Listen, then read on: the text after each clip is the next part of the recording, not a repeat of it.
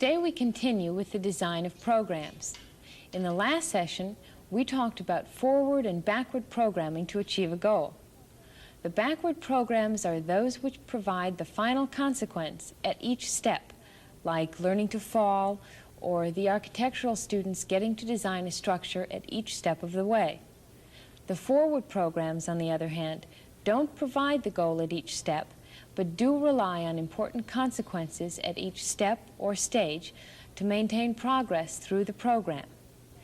Today we'll discuss some other considerations in programming which will assist us in designing forward and backward programs. These techniques go by the names shaping, fading, imitation, and transfer. Let's get started. Okay, today let's talk about program design. Okay, basically it turns out that we can classify our methods of program design into several categories. There are two procedures to establish new behavior, if this is what we're interested in. One of them is through shaping, in which you start out with something new and gradually, step by step, change it. And the other is modeling, in which somebody shows how the new thing is to be done, and then you try to do parts of it. Demonstration. Demonstration of a kind, right. And this is how how I do it, you do it. There are two ways, two program designs for using the behaviors we already have in new ways. One way is fading, in which certain behaviors that we have, which are related to certain events in the environment, we then can transfer those behaviors to other ways of behaving. In this kind of change, what we do is make gradual changes in the environment, so until it gradually approximates the environment we're interested in for the behavior to occurring.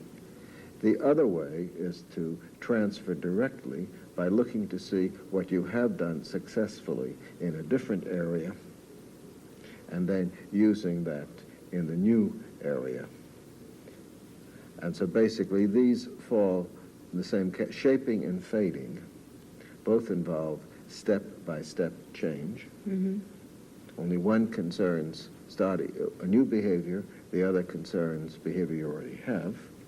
And modeling and transfer are similar in that both concern using successes for yourself. One concerns the successes of others in what they're doing, and the other concerns the successes of yourself in the past. Well, don't we learn to a certain extent by trial and error?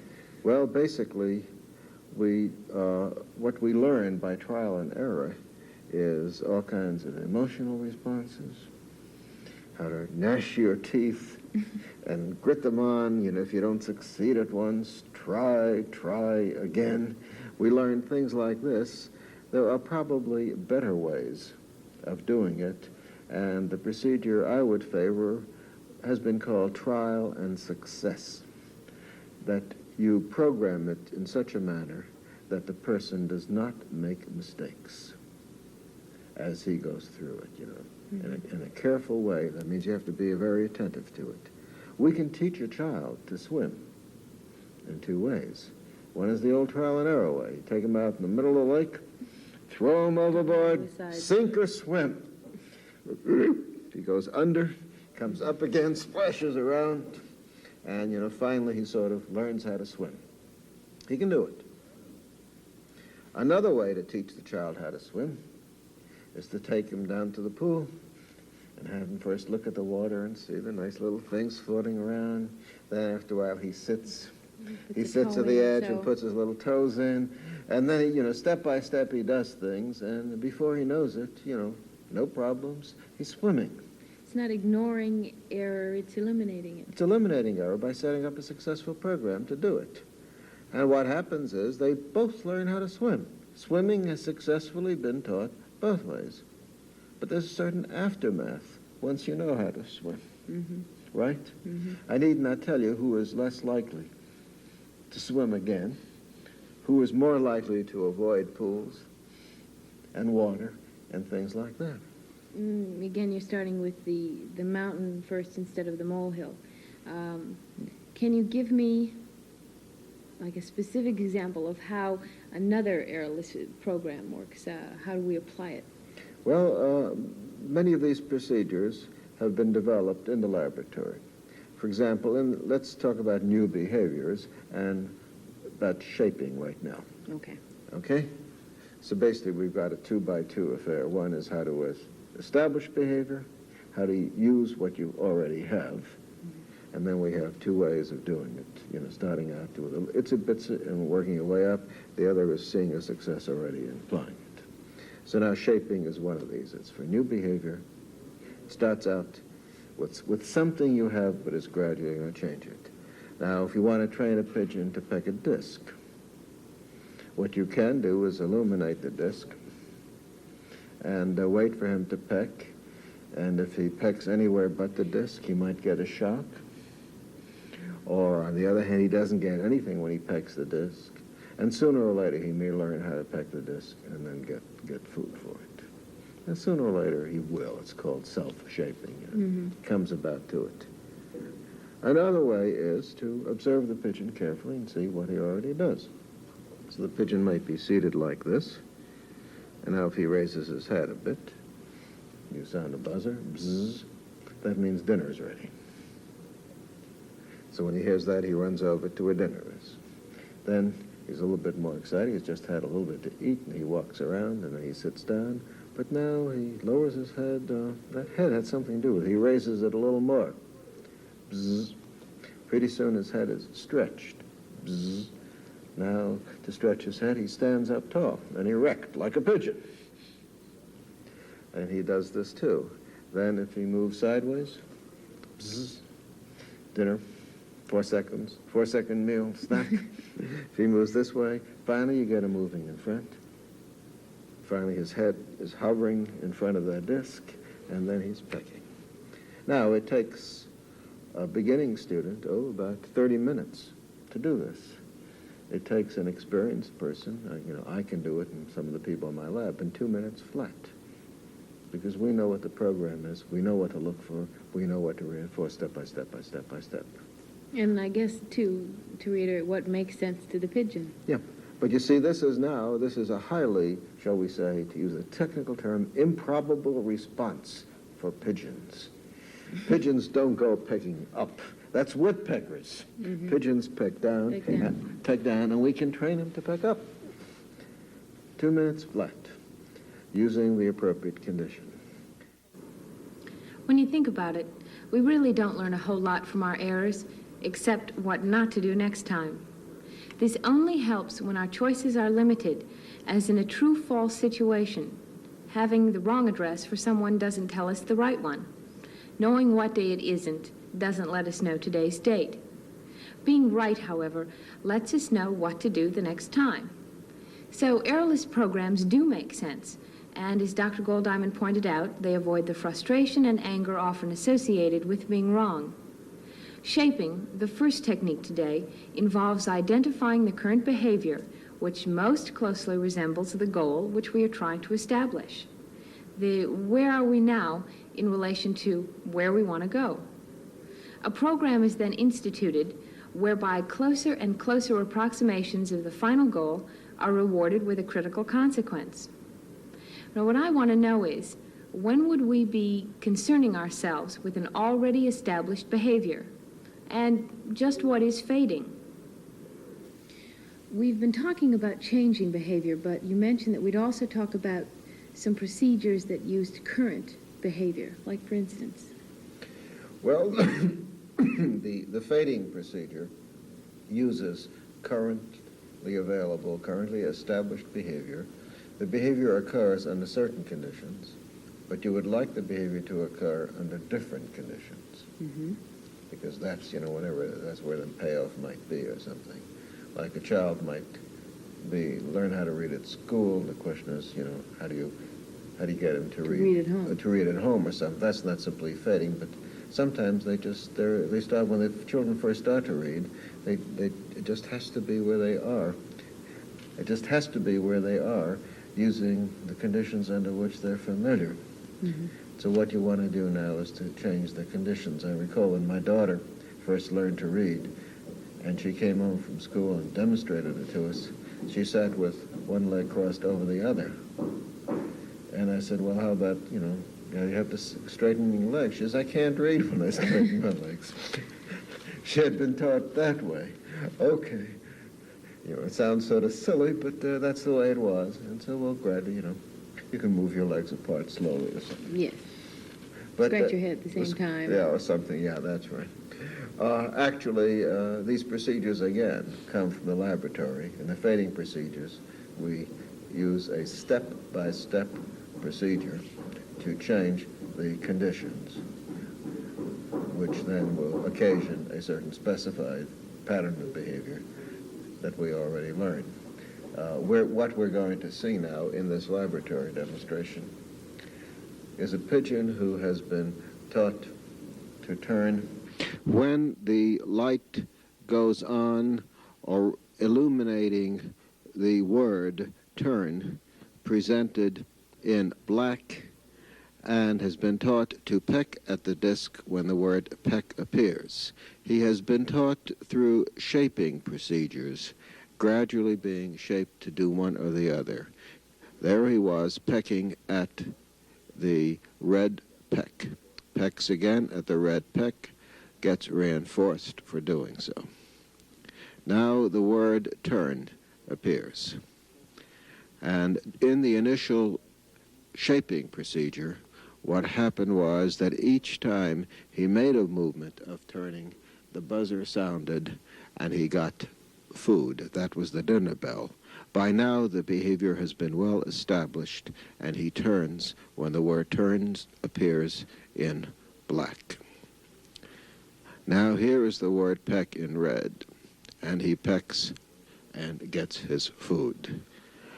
The word turn appears, and he functions appropriately. Now what will gradually be done is that the red word peck is going to be changed into the black word peck, so that the only difference between peck and turn will be the form of the letters rather than the color.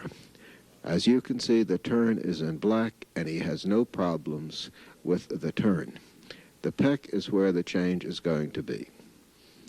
Now that's still a good red peck, and he pecked at it and got it, pecks at it again and again, and he gets his food. And now there's another peck that has a little bit less red and more black in it. Uh-oh, you see that peck had a little bit too much black, and the black was presented too soon, and the pigeon is responding to the black. And he has sort of gotten mixed signals. He doesn't know what to do with that blackish red word peck. It's the fault of the programmer that the pigeon has not handled it appropriately. The programmer simply went too fast. Now that was a program regression, shall we say. It was moved to a red peck, and now he's back there. And now it's a peck again, a reddish peck, and he pecks back. He's back to where he was before, to square one. Has no problem, you will see, with regard to that turn, because nothing is going to be changed about the turn. But now the programmer will proceed more carefully. Again, we are dealing with a step-by-step approach. Only this time we're changing the conditions rather than the behavior itself. The behavior, say studying, stays the same, but we study in gradually noisier places or for a little longer each time. So fading involves a change in conditions, and shaping involves a change in the behavior. One makes use of the environmental supports to get a new behavior, and the other uses a current behavior under new conditions. These techniques are important, and I think I have another one which might help. Show the person what you want done. Well, what about showing a person how to do it? Isn't that a direct way of getting someone to try new things? That way is quite direct, and as a matter of fact, sometimes it's the simplest way around.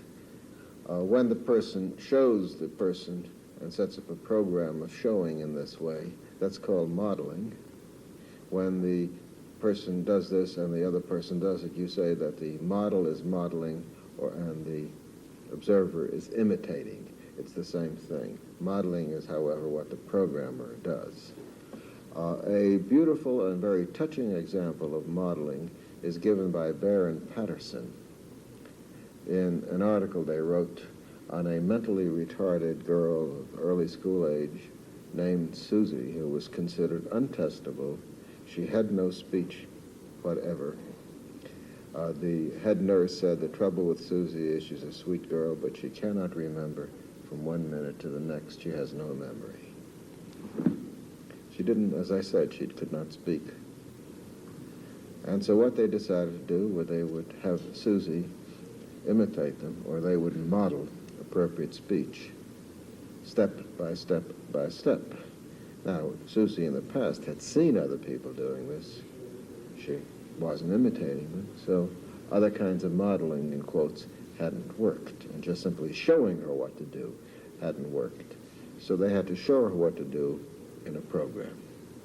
So the program started, the first thing they did was to find out what did Susie love in particular, and it turns out Susie was absolutely crazy over applesauce. So they had the applesauce ready, and Baer and Patterson worked together, and one of them said, Susie, do this. And Susie sort of looked. He said, Susie, do this. And Susie sort of looked. He said, Susie, do this. And simultaneously, the other person picked up Susie's arm and put it on her head. And when he did that,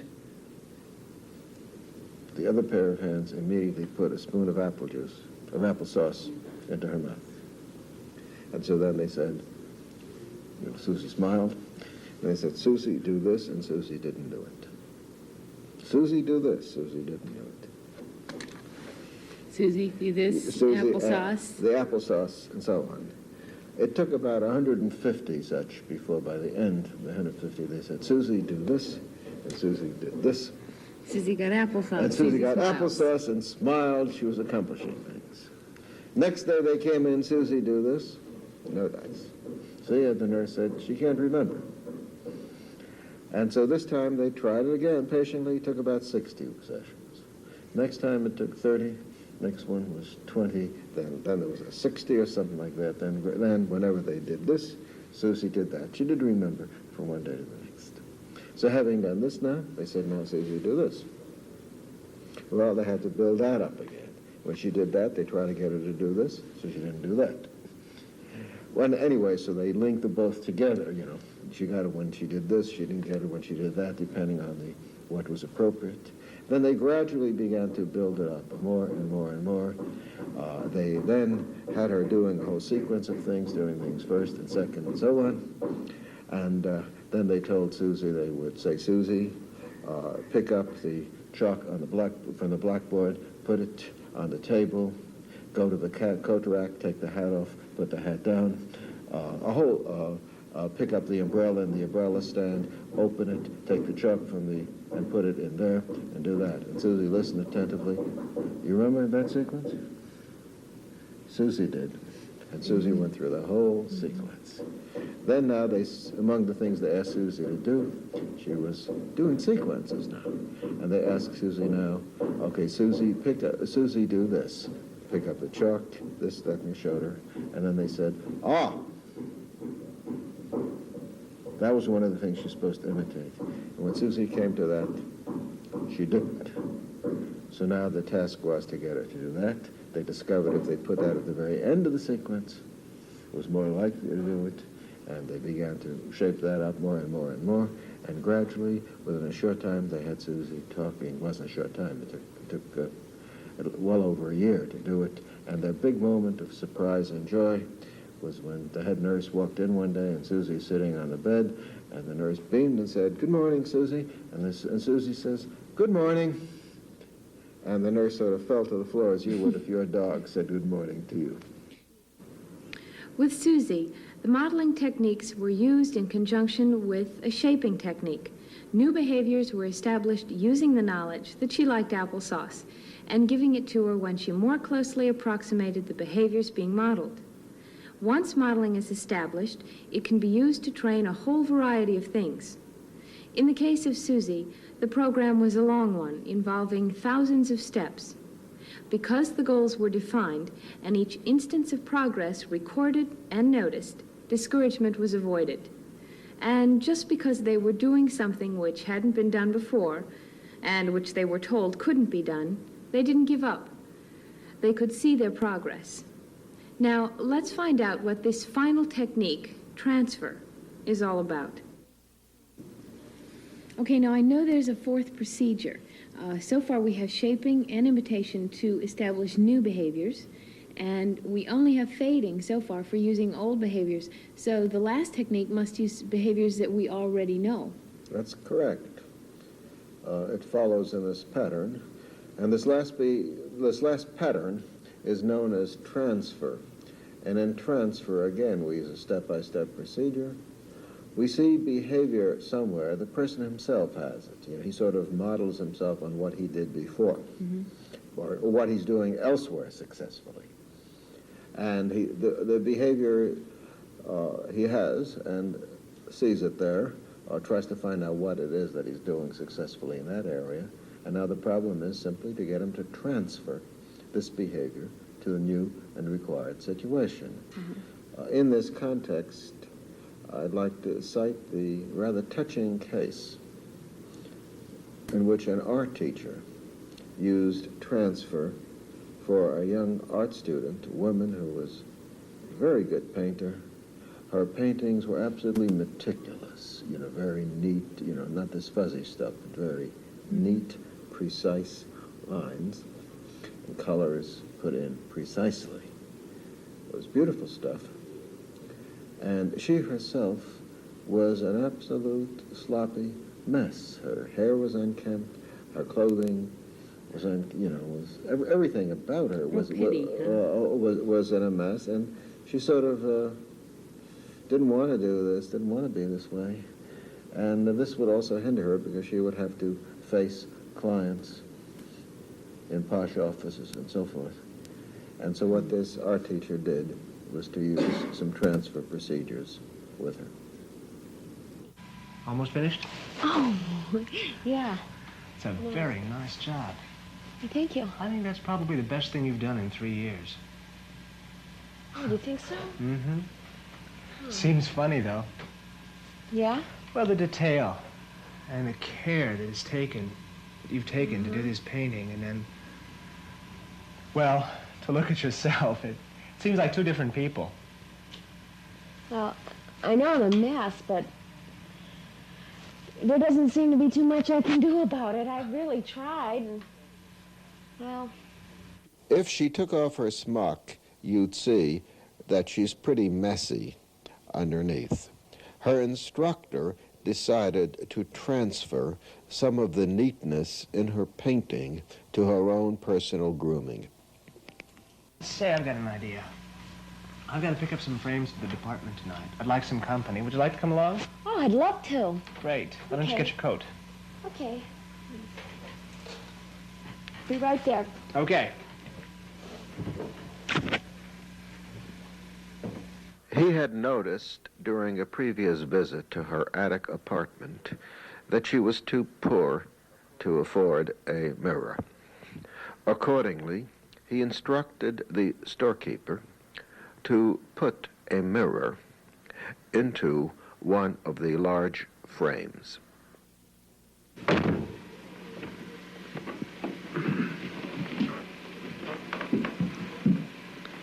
Say, you know, the frame with a mirror in it is awfully heavy. I don't think I want to carry it back to the Institute tonight. Okay. Why don't you keep it for a while? Okay. Okay? Good. How's that? Right? A little more. A little more. Other way. There. Oh, good. Do you like it? Sure, love it. But look at yourself now. Now you're framed just like all of the other paintings you have on the wall. But I'm a mess.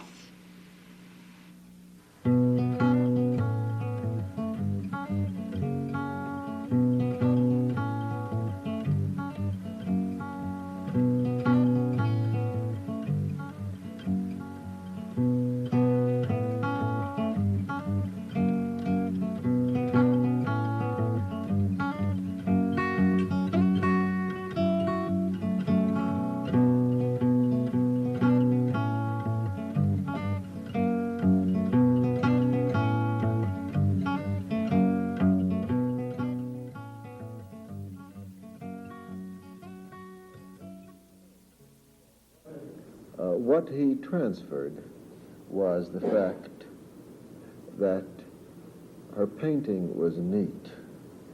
And so he transferred that pattern, which she had toward a canvas, to looking at herself as a canvas, using the mirror procedures and all the other ingenious means he used, and there was no problem with her. Now, I do recall I was working with a woman whose mother had never invited people to the house. She was sort of, quote, antisocial, unquote. She herself never invited people for supper or anything of the sort. And her husband was sort of complaining. And she said, well, I just don't have the skills to be sociable and to get people together. It scared her. It scared her, yeah. But the point about it was that she was a TV director of talk shows. And she would get strange people to come together on these kind of talk shows. She did. And so I said, don't you do this for a living? Yes. You do it well, don't you? You've been promoted. And she said, oh, yes. Says, and how about treating your guests as TV people for a talk show? You know, you seat them in the Seems so obvious, but not when it's too close to home. Well, it's more than that, of course. She was so accustomed to looking at what she couldn't do and her deficits and the history of the deficits going way back to her mother. Obviously, she was just paralyzed about it. By modeling our own behavior under new conditions, we can transfer these actions to new settings. Neatness is the example used. Neatness, which was present in the student's artwork, was transferred to care of herself. In this way, new behaviors do not have to be learned from scratch, but can be drawn from one's own strengths and skills. The techniques we have seen today can be applied constructionally in any of a variety of programs which you decide on. Remember, assess those strengths and skills which may have something to do with the goal. Neat artwork is relevant to a neat person. In the next program, we see how this can all be applied, how a constructional approach changes people's lives.